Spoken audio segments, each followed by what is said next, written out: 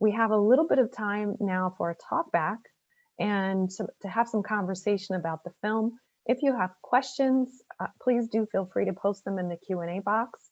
I want to welcome two special guests to our conversation today. I want to welcome Professor Tina Liu, who is head of college for Pauli Murray College at Yale and has been in that position since the dedication of the college. And I also want to welcome Jean-Yves Bontemps, who is the composer of the musical score, the original score for the film. And I'd love to ask both of our guests if you can turn your cameras on. I see that you're here, and there we go. All right, we're all here together. Jean-Yves, did I pronounce your name correctly? You know what? It wasn't bad. It's you got the French J correct, which is wonderful. So the je sound, but like most French things, it's a little bit more of a back of the throat thing. So Jean-Yves. Okay, I'm gonna have to work on that. I'm gonna have to work on my back of the throat. But welcome, and thank you both for joining us. We had so many great comments about the film. I personally learned about Pauli Murray actually only last year when I was preparing for Yale Alumni Academy's Civil Rights Virtual Tour series, which is up on our website now and has a whole section dedicated to Pauli Murray. And as I looked at the Smithsonian Museum exhibit that's available online, dedicated to Pauli's life and the connections to Yale, I actually was moved to tears that I had never heard of this remarkable pioneer who was so much of a force behind the civil rights movement. So I have a couple of questions for both of you. I want to start with you, Professor Liu, and just ask if you have some words to share, just to open with, regarding what it's like to be head of college at Pauli Murray and to introduce Yale students to this incredible story that I'm sure so many of them have never heard about. So, it is an honor and a privilege to be head of a college named after Pauli. We have tried since the beginning to host a series of events that have to do with Pauli in particular. So we've had a number of people over who have personal connections with Pauli. So Marian Wright Edelman, and also a woman who regards herself as Pauli's goddaughter, Beth Ward. We're really lucky to have Pauli's academic regalia on display in the college library, and we have her typewriter on loan with a quote underneath it: "A woman and a typewriter equals a social movement." Mm-hmm. And every year we celebrate Pauli's birthday, as you all saw in the film. In pandemic times, that has mostly been an outdoor poetry reading. But in other respects, we're mostly just a Yale residential college. I like to think of it as the best parts of Pauli's legacy are the best things that Yale should be aspiring to. So it shouldn't be limited to our college. It should be a recognition that the fight for justice along many different axes is incomplete. Mm-hmm. Wow, really well said. Thank you for that. And I wonder if you find that there are any traditions that you were able to start in honor of Pauli's legacy that particularly resonate with students. Oh, I think people really enjoy the annual birthday party. Pauli's birthday is, we've had long discussions about properly pronouncing Pauli, including this past year. So we actually had a great panel discussion with some scholars of some trans theorists. I think among the students, there's a growing contingent of students who are using they, them for Pauli, as some of the people in the film do. I think that the kind of Polly's birthday is November 20th. So it's right before the students disappear for Thanksgiving. And it's kind of wonderful to celebrate the college and to celebrate Polly just as we're all getting ready to, finally get some rest and relaxation. And we have either gotten a giant birthday cake or birthday cupcakes, and we sing happy birthday to Polly, and we read some of Polly's writings. And I always try to thread a little bit of Polly wherever I can. So you all may know that Yale is kind of fancy. Each college has fancy china that gets wheeled out for special occasions. And our china on the bottom has, in tiny little words, "Sparkle in the darkness," which is a quotation from one of Polly's poems. And so I like to throw in a few Easter eggs here and there for everyone to know that we are in Polly's college. Well, and it must be great for students as well to, there are always hard days that you have in your college education, and to be able to be a part of a residential college named for someone who had so many ups and downs in their life. And I just was struck as I watched the film that here is a person who was denied entry to multiple universities on a great variety of different bases, and then finds themselves, in their approaching senior years, being denied tenure and having to fight for it, and to come around 50 years after their passing and have a college at Yale named after them. It's got to be an inspiration, certainly an inspiration to me, and I know so many of our alums who are here to have that. So Lauren, I often point that out to students, including in a commencement address, that, when Polly was graduating from Hunter, there were some hungry years ahead of them. Some many ups and downs. But I often also cannot but be struck by how very sad Polly's life was. Right now, when President Biden is considering 3 Black women for the Supreme Court seat, a number of people have sent me copies of the letter that Polly wrote to Richard Nixon, self-nominating herself for a seat on the Supreme Court of the United States. And I know that they mean to send it to me in a kind of a spirit of inspiration. And I can't help but read it and feel like just a kind of deep sadness that this is somebody who never quite was able to fully express themselves in the world that they were given. This is not how you get onto the Supreme Court, in case folks who are listening wonder. Writing a letter to Joe Biden self-nominating is not going to get you a seat on the highest court of the land, even though Polly was so richly qualified. So and of course the fact that Polly was never able to fully live and openly live her romantic life. There's just so many aspects of their life that are both beautiful, but still actually kind of make me angry. And I think it's a good rage that we should all take out there. Well said. It's really hard to wrap your mind around the significance of the achievements.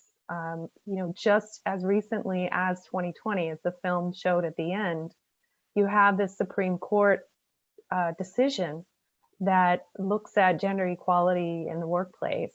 And I know that there were Yale students, I believe, who worked on that decision.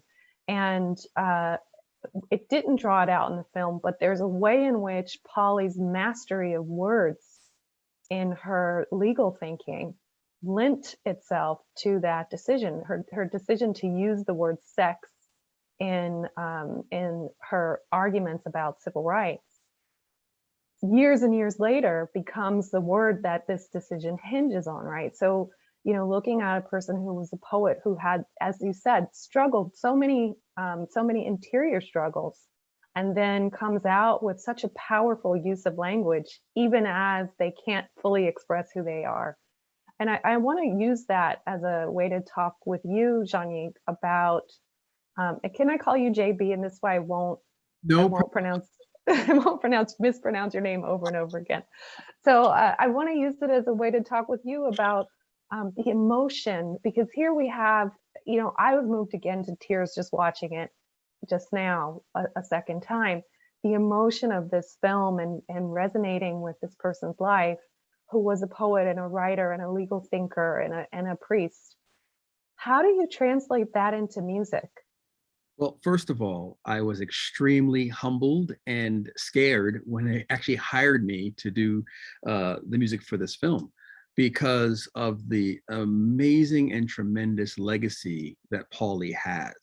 And I was honored because as I learned about Pauli, so many of the freedoms that I enjoy in this country as an African American were architected, and the seeds were planted by Pauli's writing and Pauli's work and Pauli's activism.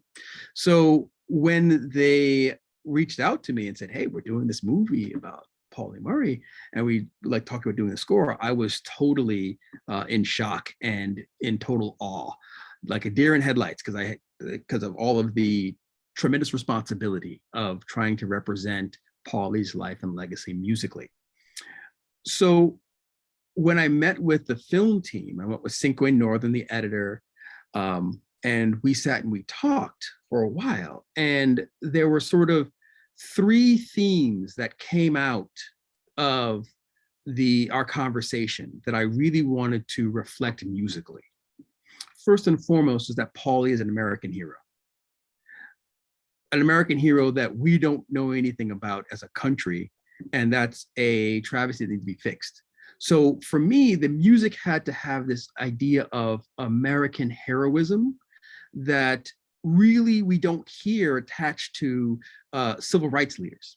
So I wanted to definitely bring out some of the more regal aspects of the sound palette, such as using French horns and also using a live orchestra, which we actually did use a live orchestra. We were able to record that in Russia. And to really sort of give the music the gravitas and weight that Pauli's legacy deserved. Second was that Pauli had a very sort of active life. And when you look at all the things that Pauli did and Pauli was in their lifetime, I feel like I'm sitting around doing nothing. Not only a poet, scholar, author, professor, priest.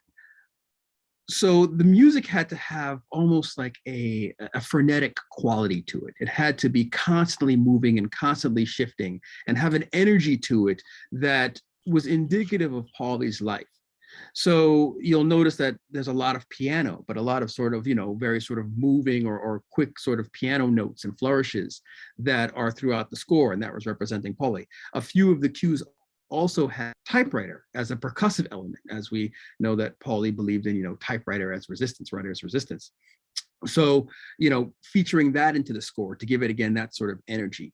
And then the third sort of theme was, the women in Pauli's life, and having sort of instruments or pieces of music that reflected them and their influence on Pauli, starting out with Peggy and picking up a sort of light sort of flute as in the beginning in Pauli's life when they were traveling a lot and sort of enjoying each other's company.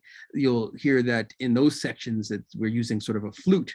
When Pauli meets Rini, Rini's represented by clarinets, and to have that interplay of the clarinet as well as the piano in certain pieces. And then finally,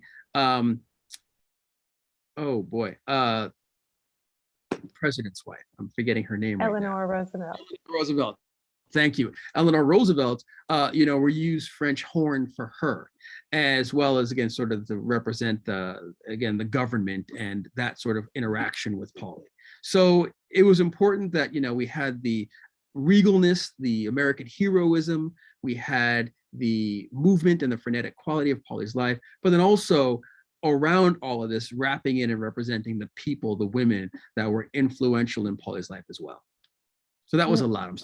No, but massive. No, I think it showcases a massive project. I mean, I'm struck by how both of you, sort of carry this weight of this much larger than life person, and taking on these projects of how do you sustain that person's memory.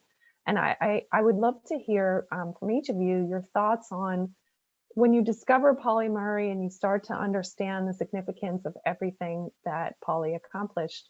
Where do you go from there? How do you learn?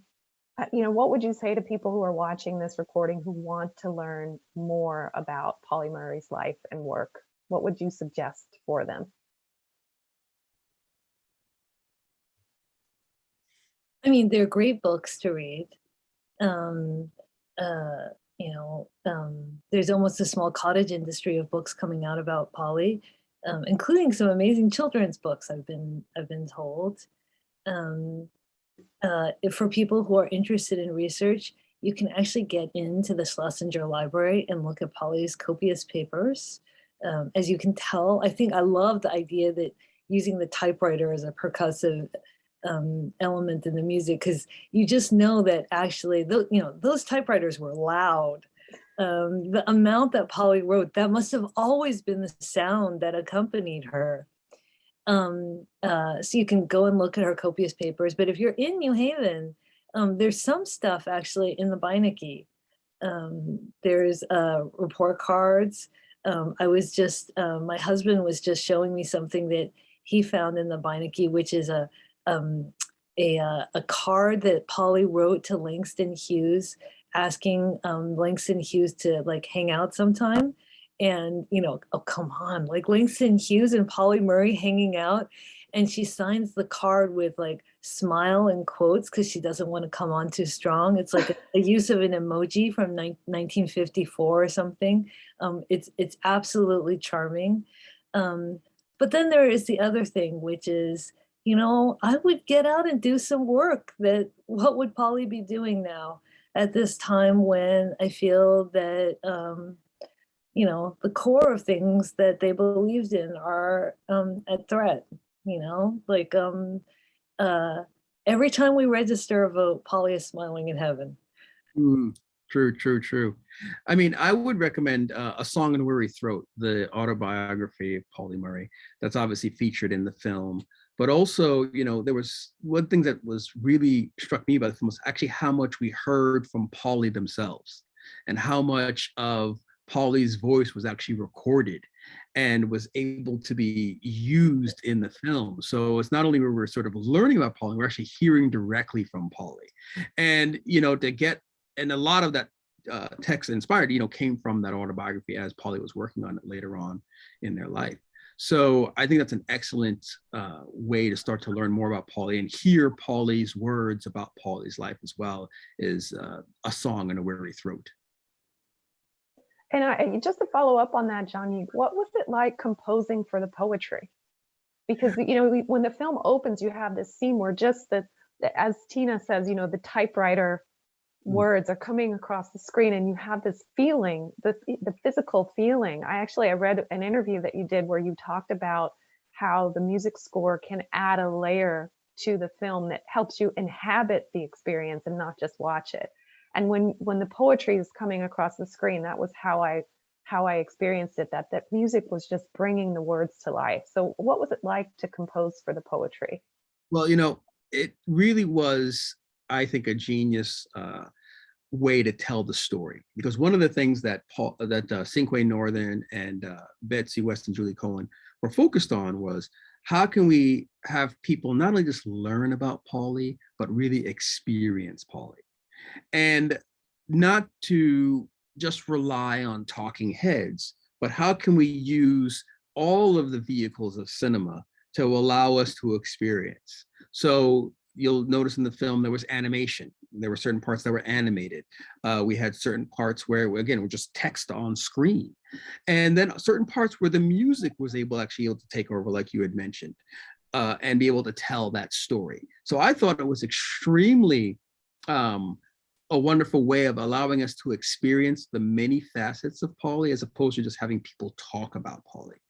And really, you know, I had to put myself in sort of what I would believe be Pauli's shoes about the frustration of growing up as an African American during that time and not having the opportunities to really be the person that you wanted to be. So how could the music sort of reflect not only that sort of hope of things can be better, but also the frustration of where we are right now to sort of fuel that hope? And, you know, being an African American, understanding sort of, you know, these frustrations actually coming off of the summer of, you know, 2020, having those experiences and those feelings, I was able to sort of pour that into the music and have, I guess, a real sort of connection with what I believe Pauli was feeling when they were writing those words. And this is where I think it's really important that when, you know, filmmakers choose partners, when they choose collaborators, but they choose collaborators that actually have a kindred spirit or a real personal connection to the subject matter. Because I really believe that representation, experience extremely matter, and they flavor every single decision you make as a filmmaker. Not only just like what the notes are, but where should the music start and stop?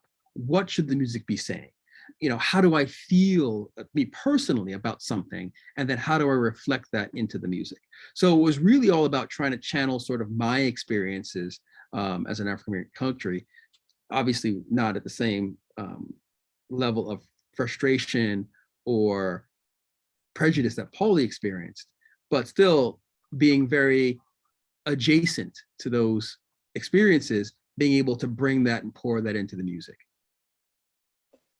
That's really well said, and certainly brings a level of insight into watching. I know this time when I watched and I listened at the same time, and I know your film score is available on Spotify, so that you can just listen to the music and then come to the film again with a different perspective. So, you know, I love hearing you give us that explanation.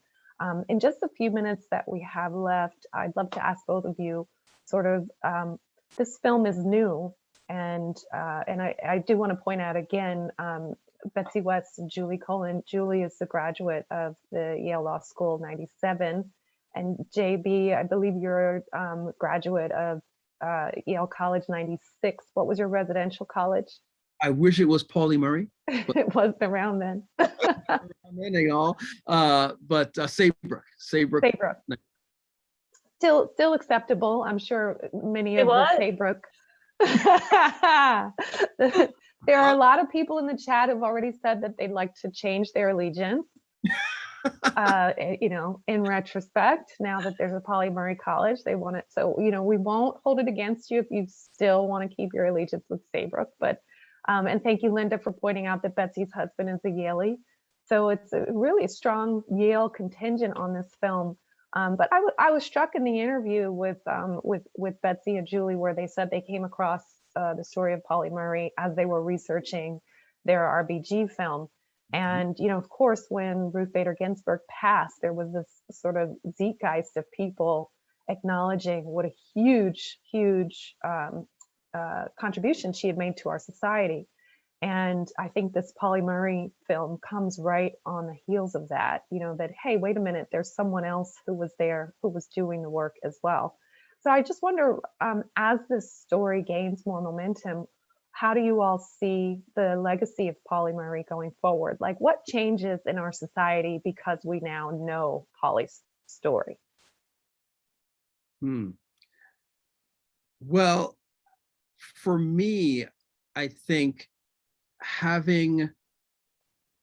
knowing about Pauli and having a connection to Pauli through, at least my connection is race, gives me an immense pride and inspires me, you know, to do better and to do more and to be more active in my life. I've talked, or at least talked, and through the film we experienced, you know, transgender people and their understanding of who Pauli was and how that inspires them as well, right? So I think when we start to understand who Pauli was and the impact that Pauli had on our society and all the facets of Pauli's life, representation matters.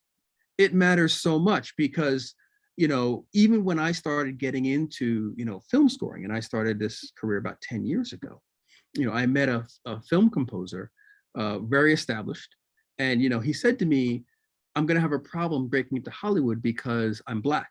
And there aren't many film composers at the level that you want to be at that are African American. So when people look at you, they are not going to think you can do the kind of music that they need for their show.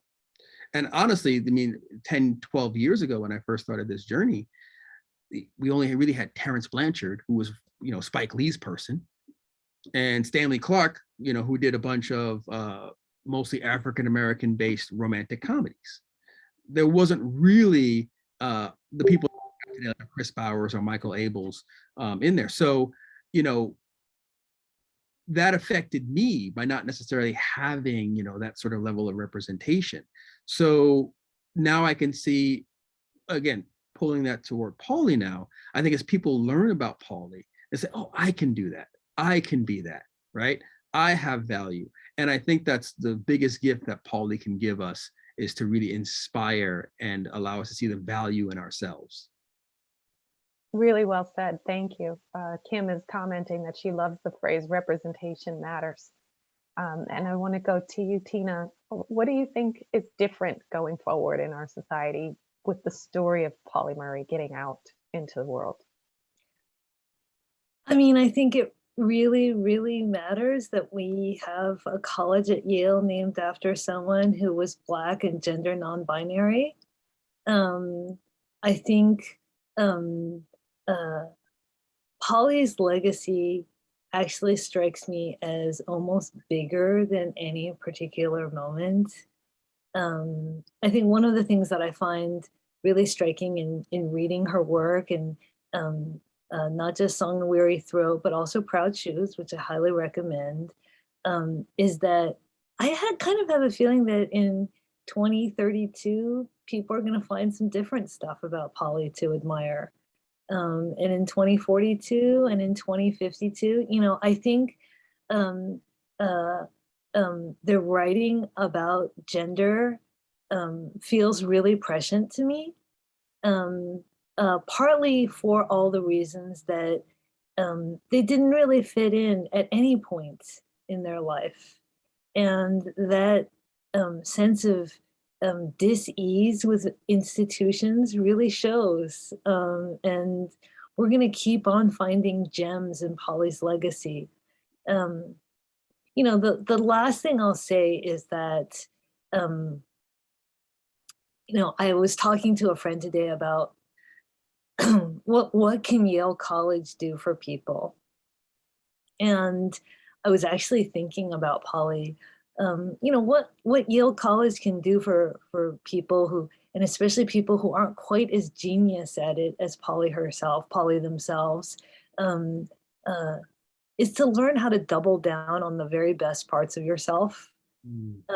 And Pauli did that their whole life. That's the thing I want our students to pick up from the legacy. Oh, that's really well said. Really wonderful words. Thank you so much, both of you. I want to just close by just expressing our appreciation on behalf of the Yale alumni community that you both took the time to be here with us today. And also, I've put in the chat a link for Pauli Murray College so that people can visit and learn more about it. For Yale Alumni Academy website, we have a section dedicated to Pauli Murray and lots of information that you can learn about their story. And I also just, JB, quickly before we go, I'm going to post your website in the chat, but you have like one or two really interesting projects coming up on civil rights. So I just wanted to give you a chance to let everybody know what you're working on. Oh, wow. Okay. So I just completed last year a thing for Hulu, which was the March on Washington, Keepers of the Dream. I also worked on CNN's The Woman Who Brought Down the KKK. the Beulah Mae Donald story, and that was a 4-part docuseries on CNN. And not necessarily civil rights per se, but more of a sci-fi genre. I just finished the 4400 on the CW, which is a remake or a re-envisioning of the 4400 2004, but told through a Black lens, an African-American lens. So that's 4400 on the CW. And yeah, so I'm actually quite busy, which I'm really excited about. Well, and I'm sure you're going to be giving us many more gems, and we'll have to have you back so we can talk about those in the future. So looking forward to seeing great things from you as you move forward in your career. And Tina, thank you so much. Looking forward to seeing all the great Pauli Murray alumni as they make their way out into the world and all the wonderful things that they do, certainly under the inspiration of your leadership there as head of college. So, and thank all of you for being here today and joining us for this Yale Alumni Academy. This is our last presentation of Black History Month. It is recorded and will be available on our website along with our other Black History Month presentations. So please visit us there and feel free to email us if you have any thoughts or suggestions for things you'd like to see for future presentations. Thank you all. Have a great evening. Bye-bye. Bye. Thank you.